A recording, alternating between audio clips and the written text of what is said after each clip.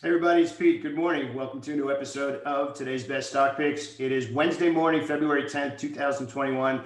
And wow, this market is resilient. We were looking for some profit taking yesterday. For the most part, we got it in a few stocks, but there's these pockets of opportunity, and the ETFs, actually, the major ETFs, are just refusing to let go of that bid, which is a really good sign for long term. We don't even have the stimulus package out here yet, and the market is really holding the bid. And that basically means, in professional trading terms, is that when the stock goes up and goes sideways as opposed to pulling back, it's something you should really watch for, because those are really the stocks that have the characteristics of those that really take off and go. And if you think about it, why? Like, why is that so important? Well, if the smart money, if the deep pockets are pushing a stock and it goes sideways as opposed to pulling back, that means that the bid is still there. That's why we're calling it holding the bid. They're not allowing it to go down because there's further demand underneath that, and probably that demand that pushed it up in the first place, right?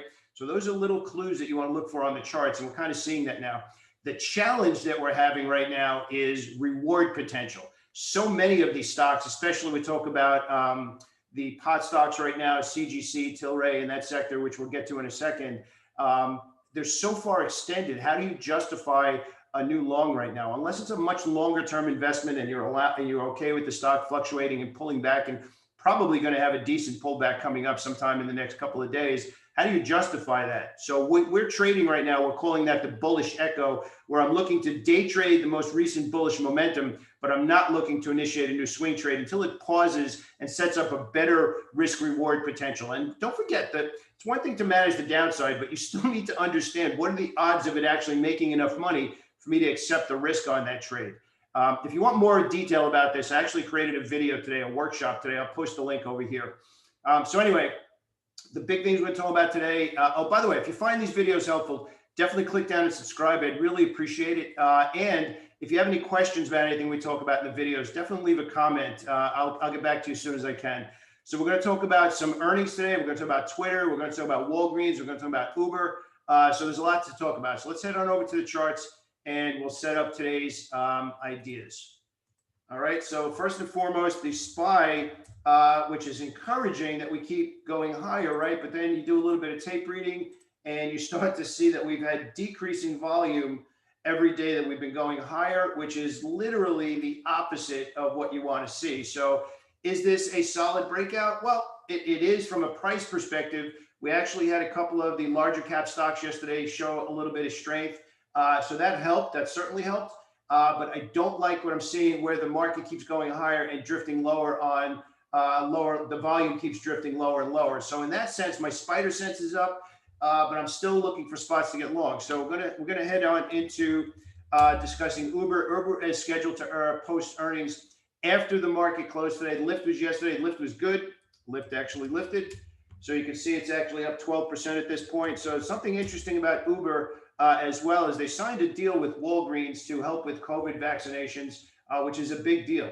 Okay, now the stock is in play. The stock has rallied prior to earnings. I like it over 58. So that's going to be the trade for me right now. As long as it's holding above 58, which now it's comfortably above 58, it's actually trading up in the 63 area.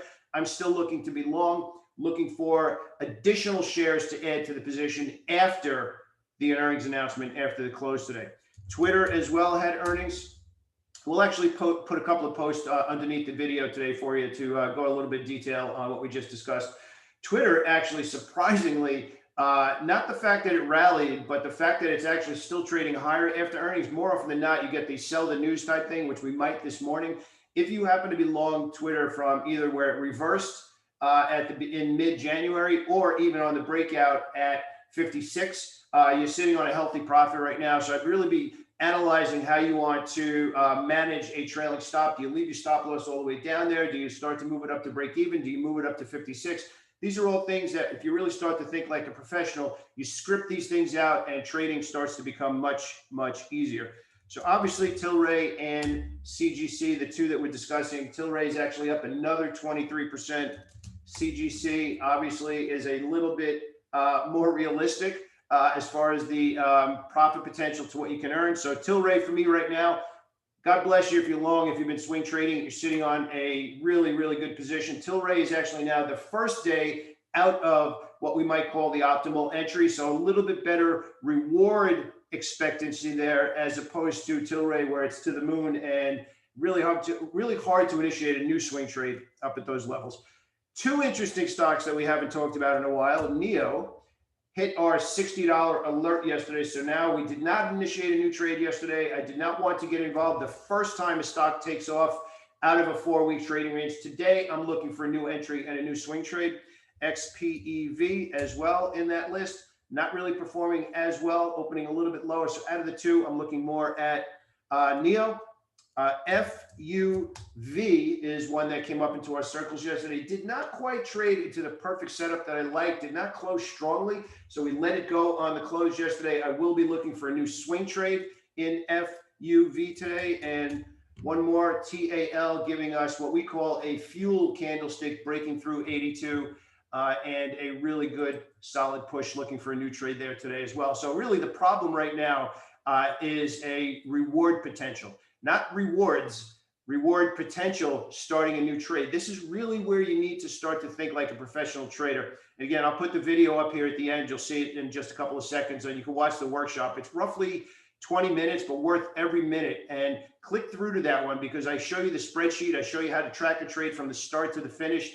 And interesting, a lot of these ideas now that have exploded, you'll see why, if you watch that video, why some of these trades you'd actually pass on as a swing trade, because the odds of making enough money to accept the risk don't make sense. And that's what makes you a better trader. You start to stay away from some of these ideas from a risk reward perspective that just don't make sense. And then you just patiently sit back and you wait for a better entry. So I'll put the video up here at the end in a second. So watch that video, click on over, subscribe to the channel if you find these videos helpful, and definitely leave a comment if you have a question about any of this. Have a great day, and thank you so much for joining me today.